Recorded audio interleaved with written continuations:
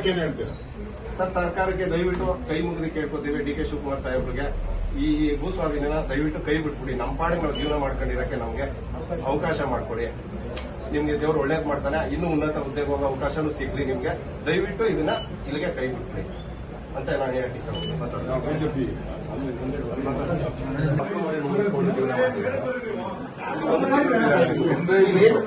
ಒಂದ್ ಸಂಘ ಇದು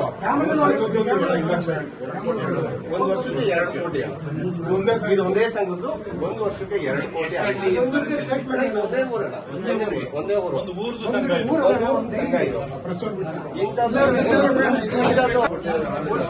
ದಿನಕ್ಕೆ ಕಮ್ಮಿ ಒಂದ್ ತಿಂಗಳಿಗೆ 2 ಲಕ್ಷ ಲೀಟರ್ ಸರ್. ಒಂದ್ ದಿನಕ್ಕೆ 20,000 ಲೀಟರ್ ಹೋಗುತ್ತಣ್ಣ. ಒಂದು ತಿಂಗಳಿಗೆ 6 ಲಕ್ಷ ಲೀಟರ್ ಆದ್ರೂ ಪೇಮೆಂಟ್ ಜಾಗಕ್ಕೆ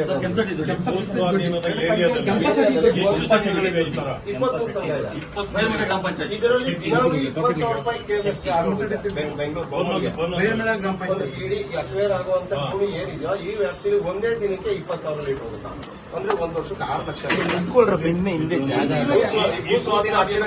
ಏರಿಯಾದಲ್ಲಿ. ಈ ಹಳ್ಳಿದು ದಿನ 1,400 ರಿಂದ 1,500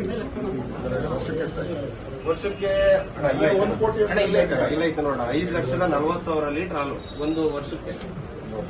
ಇದು 2 ಕೋಟಿ 1 ವರ್ಷದ ಹಾಲು. ಚಿಕ್ಕಳ್ಳಿ 5,40,000 ಒಂದ್ ಸಂಘ. 1,200 ಲೀಟರ್ ದಿನ ಉತ್ಪಾದನೆ ಆಗುವಂತ ಸಂಘದಿದು. ಇನ್ನು 2,000 3,000 ಉತ್ಪಾದನೆ ಆಗುವಂತ ಹಾಲು ಉತ್ಪಾದಕ ಸಹಕಾರ ಸಂಘ ಈ ಏರಿಯಾದಲ್ಲಿ 23 24 ಸಂಘ ಇಲ್ಲ. ಒಂದ್ರಲ್ಲಿ 500 ಇದೆ, ಒಂದ್ರಲ್ಲಿ 3,000 ಇದೆ. ಭೂ ಸ್ವಾಧೀನ ಆಗ್ತಾ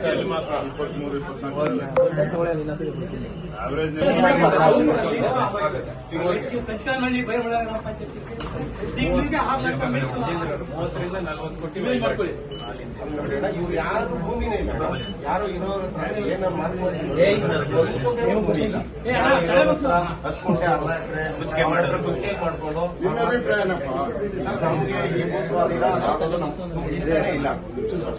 ಈ ಭೂ ಸ್ವಾಧೀನ ಆಗೋದು ನಮ್ಗೆ ಇಷ್ಟ ಇಲ್ಲ. ನಮ್ಗೆ ಎಲ್ಲ ಇಡೀ ಊರಲ್ಲಿ 95% ಯಾರಿಗೂ ಇಷ್ಟ ಇಲ್ಲ. ಯಾರೋ ಕೆಲವರು 3 ಮಂದಿ 2 ಮಂದಿ ಅವ್ರು ಸುಮ್ಮನೆ ಏನೇನೋ ಬೋಗಸ್ ಹಂಗ ಹೋಯ್ತದೆ, ಒಂದೇ ಸಲ ದುಡ್ಡು ಕೊಡ್ತಾರೆ, ಈ ತರ ಎಲ್ಲ ಏನೇನೋ ಸುಳ್ಳು ಹೇಳಿ ಅವ್ರೆಂತವ್ರು ಅಂದ್ರೆ 10 ಎಕರೆ 15 ಎಕರೆ ಇರುವಂತವ್ರು. ನಮ್ಮ ಹತ್ರ ಇರೋದೆಲ್ಲ 1 ಎಕರೆ ಇಂಥವ್ರೆ ತುಂಬಾ ಜಾಸ್ತಿ ಇದೆ. 1 ಎಕರೆ 2 ಎಕರೆ ಇರುವಂತ ರೈತರು ಎಷ್ಟು ಜನ ಇದ್ದಾರೆ? 1 ಎಕರೆ 2 ಎಕರೆ ಅಂದ್ರೆ ಸರ್ ಇಡೀ ಊರಲ್ಲಿ 150 ಮನೆ ಇದೆ. 150 ಮನೆಯಲ್ಲಿ ಪಾಣಿ ಇರುವಂತವ್ರು ಒಂದು 40 ರಿಂದ 45 ಮನೆಯವರು ಅಷ್ಟೇ. ಉಳಿದವರೆಲ್ಲ ಬೇರೆ ಕೂಲಿ ಮಾಡಿ ಅಥವಾ ರೇಷ್ಮೆ ಒಂದು ಮಾಡ್ಕೊಂಡು ಹೈನುಗಾರಿಕೆ ಮಾಡ್ಕೊಂಡು ಜೀವನ ಮಾಡ್ಕೊಂಡು ರೇಷ್ಮೆ 35 ಕೋಟಿ ಟರ್ನ್ ಓವರ್.